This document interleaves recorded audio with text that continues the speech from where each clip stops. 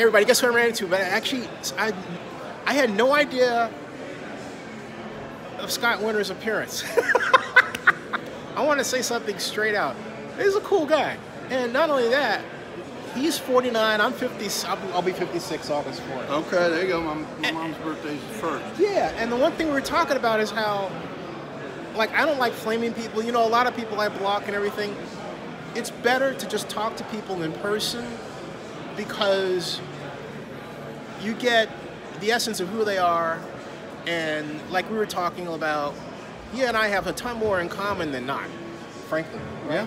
So with that, hey, what do you think about first of all, welcome to the NFL annual meeting. Yeah, second time around. There you go, yeah. Awesome. And my first NFL owners meeting was the day Walter Payton died. That's was rough. November That was a 1st, rough day. 1999. Yeah. So anyway, hey, what do you think about the meeting, and what are you looking forward to? I think I know. What am I looking forward to as far as the meeting? Yes, sir. Yeah. Well, you know, I was interested to see what the competition committee would do with the catch rule. That was awesome. Sure. Waiting on the NFL owners to basically rubber stamp the Las Vegas deal. I'm looking forward to breakfast with Coach Gruden tomorrow. Okay. Which would be awesome. Yeah, I'll be there. Yeah. You know, I got Mark. I got to play for him. Huh? I got to play for him. There you go. Yeah. There you go. I got yesterday. I had 30 minutes with a candid conversation with Mark Davis. Yeah, what did he say? An article. Oh, he said a bunch of stuff. You know, he really.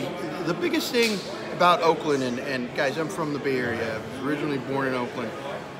The fans. It's all about the fans. Yeah. And he really was upset that they couldn't get a deal done because of the fans. And he wants to stay for 2019. He said the JPA needs to be reasonable. Yeah, they do. That's what he said. Well, he's right. He's absolutely right. That offer that's on the table is it's BS. I'm sorry. They know they're going to have to pay a little bit more, but there's got to be some give and take there. Yeah. But he really does. I mean, he said from the get, he said it again, reiterated it, was that he wants to play there for 2019, and he wants to win a championship. That was the other thing. He said very serious. They want to bring back a championship. That's why I spent all this money on John Gruden, and that was the biggest thing. If you're wanting some time with in Oakland, you got 2 years, guys, and party it up. Enjoy the Raiders, okay? So you know, maybe 2020 the way things are looking on the other end, though. You know, the thing is I get it. I lived through 82. I lived through the move in 82. I was ecstatic in 95. That was the greatest day, you know, right? And but enjoy the time that you have. If something happens and it's extended and they get another season out of it, just enjoy the ride. Enjoy your team because you know, the Raiders, to me, the Raiders are the best team in the NFL. Sell? Huh? Do you think he's going to sell? No. Mark? No. I don't see Mark selling at all. It's kind of like, this is his passion. And just say he's getting out of the football business, or the family wasn't going to own it. There's a holding company that's going to own it. Well, you know, he didn't put the team up to go to Las Vegas. He's got they got a company, a shell company called Stadco. Right. And all of the loans. Now they got a holdco. Yeah. They got a new one. It's called Holdco. They introduced that Thursday. They're all trying to basically they want it in one company. Yeah. But the Raiders, the actual Raiders team, Al Davis Holdings. Yeah. AD Football. Yeah, and AD Football. AD Football, that's a different organization. Sure. They're going to own Stadco and Holdco. But if they default for whatever reason, then a company would come in and become Stadco, but they wouldn't own the Raiders. They'd operate the stadium. Right. They wouldn't own the Raiders. Right. So there you go. All right. Stadco, still got to get that thing on Holdco. The reason is a non-relocation agreement doesn't mention Holdco. And I was like, you know, they got to work all that out. What they can do is they can sign the ink. If there's anything that they need to address, they can then adjust it because, I mean, they've already agreed to everything in form. And then the blue ink should be on Wednesday. I'll be there 9 a.m. on Wednesday for the Las Vegas Stadium Authority meeting. And but after that, Are you flying back to Vegas? I have to fly back to Vegas tomorrow night. Okay. Yeah, so I'm not gonna. So you're not gonna stick around for the commissioners? I'm gonna miss that because you know, there's one thing. I'll tell you what. The one thing, and I've always said about Zenny Abraham, is he asks amazing questions. Oh, thank you. I've always said that, and you can quote me on that. I will. If he asks the owners great questions, and what he does when it comes to Roger Goodell, he gets Roger to say. He gets Roger to say stuff. Yeah. He opens up. Yeah. Like, I mean, you got the good questions in Charlotte. I remember that. Thank you. You got good owner stuff last time here. You also had the first question after the relocation was announced. Yeah.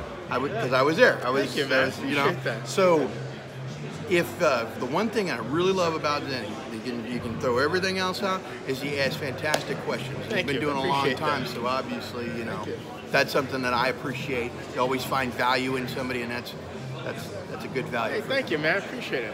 Absolutely. Yeah. A good man here, like I say, good man, and not at all what I expected. That's why social media clear the sucks. air, Yeah. So. Well, it's like to see. To me, it's like it was like kind of like I said off camera. I never had a beef or anything, so it was everybody else's stuff, right? And I'm like, what? This is, whatever. And I've got nothing against Oakland fans because I am one. Yeah. It's just I had to follow Let me the ask you, story. though, this thing is headed for more cost overruns, When we're talking about cost overruns now, they put in 10% into that. I know steel's going up because of tariffs and whatnot, but the guaranteed maximum price of the actual stadium itself, that's set. And if they go over, take a look at that contract. but if they go over, I did. If you go over, then there's all kinds. I mean, if they come in if they go over on time, Here's the thing. They got to pay a lot of money. But here's the thing: if they go over on time, They pay a lot of money. But they don't. But if there's a, it's on page 2. No, page 2. Yeah, it says it can be amended to guaranteed maximum price. And see, as a person who's done guaranteed maximum price himself in the Super Bowl, Right. Suckers go up. Well, So the one other thing is, though, there's also an incentive to bring it in under budget. Mortensen gets 25% of anything under budget up to a cap. I don't know what the cap was because it was blacked out in the contract. And the Raiders get 75% of whatever. So if they say, let's say it comes in $100 million less, Mortensen gets $25 million as long as that's not the cap. I get it. No, I'm just telling you. This is great. The great stuff.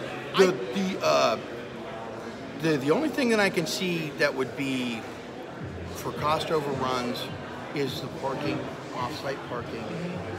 Any kind of lingering, some kind of weird infrastructure. I'm worried about. situation. I'll tell you what I'm worried about.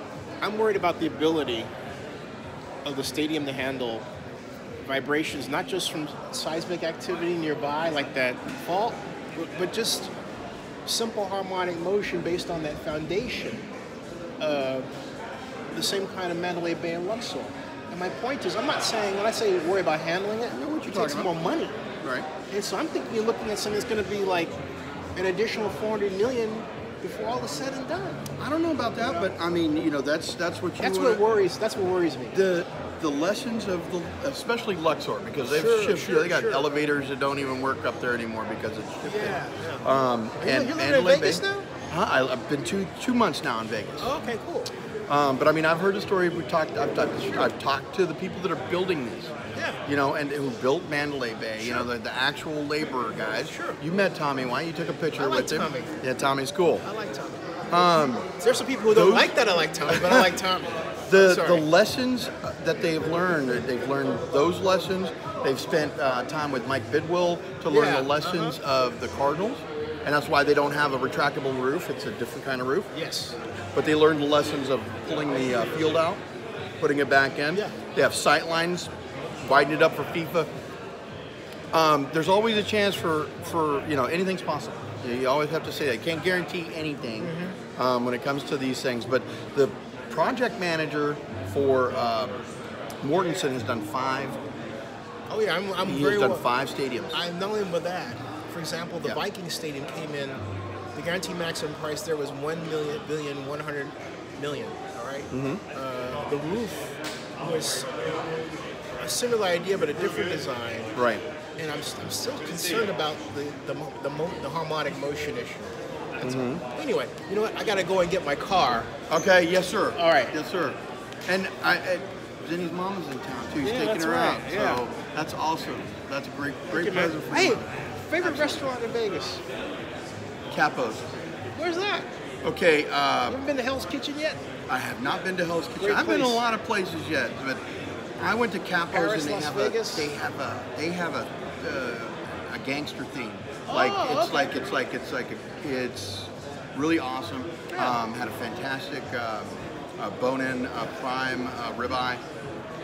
So far, nobody's topped that. So Capos in Las Vegas. He's the man. All right, man. See ya. Cool.